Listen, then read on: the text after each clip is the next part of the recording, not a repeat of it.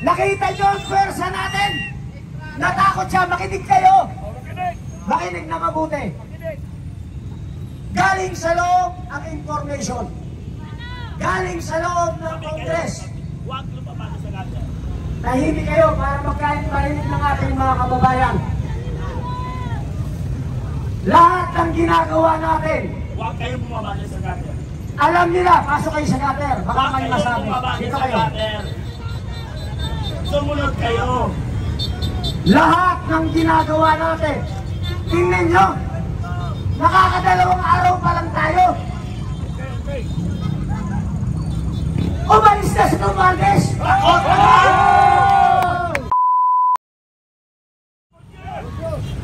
Anong gusto nyo?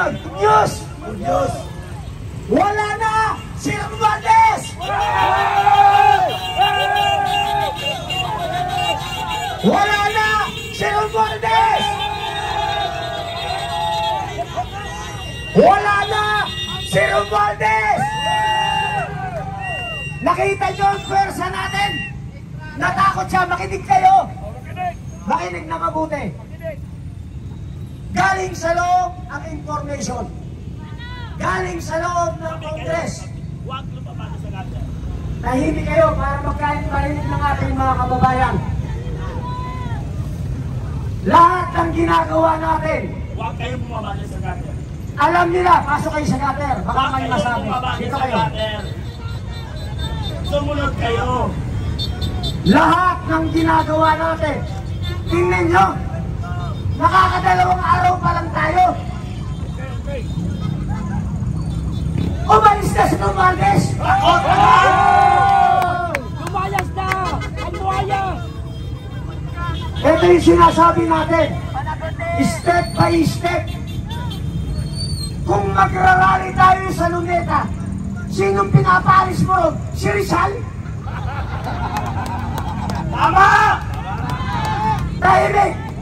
Kung magrarally ka sa Liwasang Bonifacio, sinong pinapaalis mo ron? Si Bonifacio? Yung nagsasabi na, EDSA, EDSA, EDSA! Ang EDSA gastes na yan! Wala na yan! Ang galaw ngayon, pupuntahan natin kung sino muna yung unang kalaban. Sino susunod? Ngayon, nananalo na tayo. Isa na lang, isa pa. Isa. Wala na si Romualdez.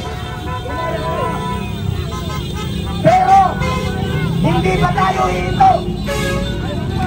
Tanong ko sa inyo, willing pa ba kayong mag-stay ngayong gabi? Magparami pa tayo, tahimik. Tayo ay nagpapasalamat sa ating mga kapatid na kapulisan. Tayo ay nagpapasalamat sa ating mga legislative guard. Kung kami ngay nakakapagsalita ng mga mura, ng manghang na salita, dahil yun ay sa galit na nasa aming damdamin. Maraming salamat sa ating mga kapulisan. Bakit hindi tayo aalis? Pakinig kayo. Bakit hindi tayo aalis? Dahil nanalo tayo ito, meron pa tayong kasunod na laban. Iisa-isahin natin sila. Iisa-isahin natin sila. Umabot lang tayo rito, kahit hindi 1 milyon. Kahit 10,000 lang. Kahit 10,000. Magpapaalam tayo sa mga kapatid natin na pulisan at sa legislative branch. Babahayan natin yan noon na yan. Tama! Yan ay sa atin. Tama! Pera natin yan. Tama! Bahay natin yan. Tama! Lahat ng pupuntahan nating lugar, babahayan natin. Tama! Ang mabubuting congressman, kasama natin sa loob. Tama! Yung masasama, kahit hindi nyo na paalisin, tatakas yan. Tama! Adri! Basta ang pakiusap ko, makinig lang kayo kasi ang mga retired military, lalo na si General Romod Puquis, ayaw niyang may masaktan sa atin. Tama! Ayaw na ayaw niya.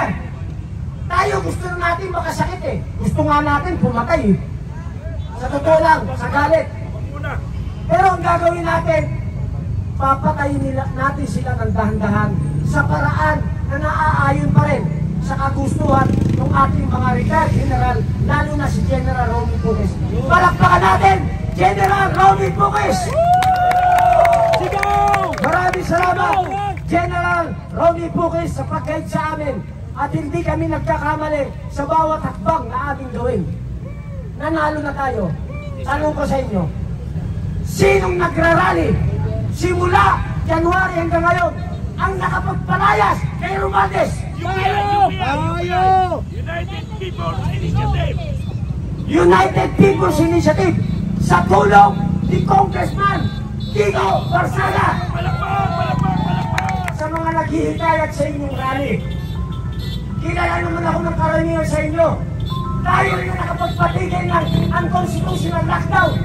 Tayo nagpatigil ng experimental na bakunahan na yan.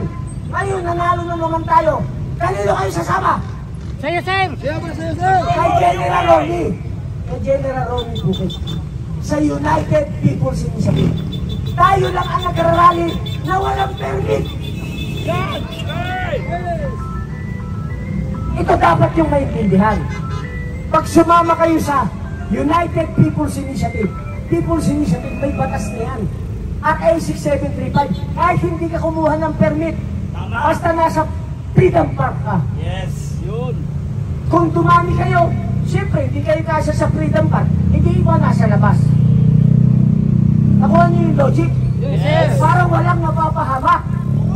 Sasama ka sa liberal, sasama ka sa iba, kukuha silang permit, magrarally sila kung saan-saan, wala naman doon ang kalaban, mananalo kayo?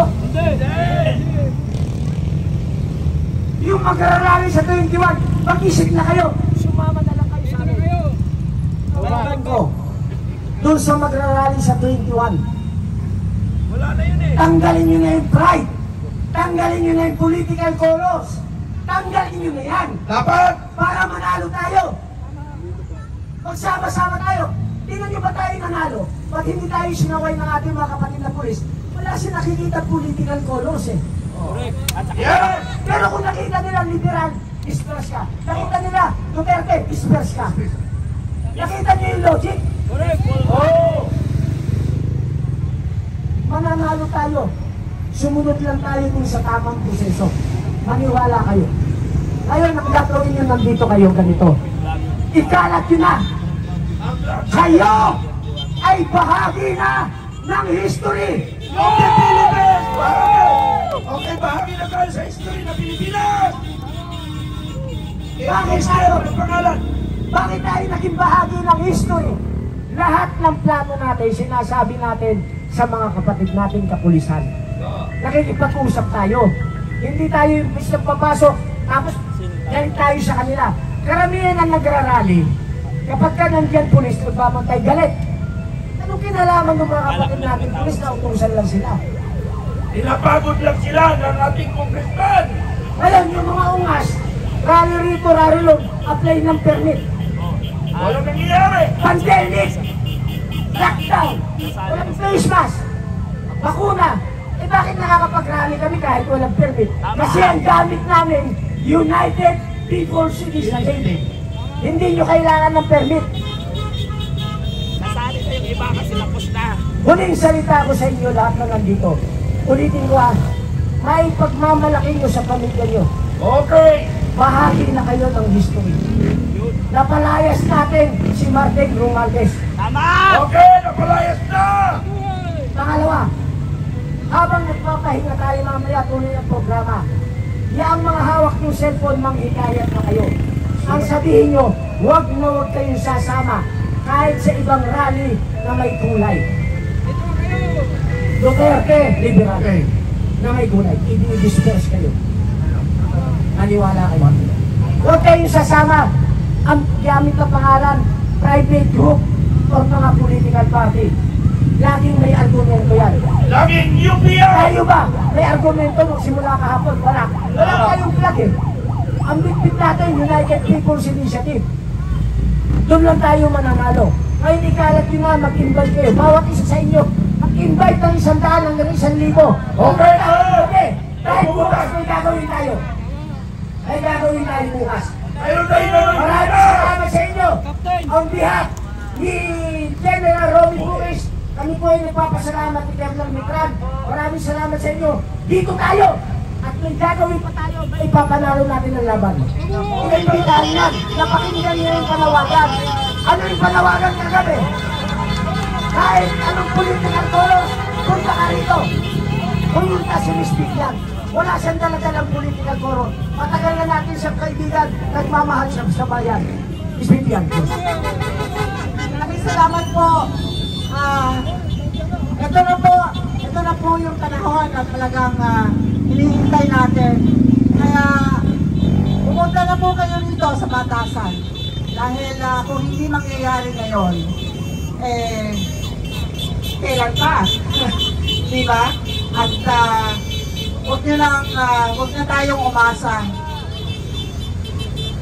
O yun, wala na raw si Romualdez. Mabuhay ang dalawang araw nating sakripisyo dito na pagsama-sama sa pangunguna ni Retired General Buris. Mabuhay po ang dalawang araw nating pagsama-sama dito. Okay, so ngayon, sino ba ang susunod? Dahil hindi lang naman siya, hindi po ba? Okay, so ako, nag-iimbita lang po tayo sa mga kailangan dumami po tayo dito para may pakita natin. Tigilan natin, syempre, tigilan natin ang politika. Everybody's welcome here. Lahat po ng ayaw ng korupsyon. Ipakita na po natin ngayon. Kaya lahat po kayo welcome, walang pong kulang dito. Kaya yan, isang panalo na po natin na wala si Romualdez. So, maraming salamat po. Isang palakpak, pinipili. Isang palakpak. Maraming salamat po sa lahat ng panalo na tayo. Wala na ang ulo ng makalakaw sa Kongreso.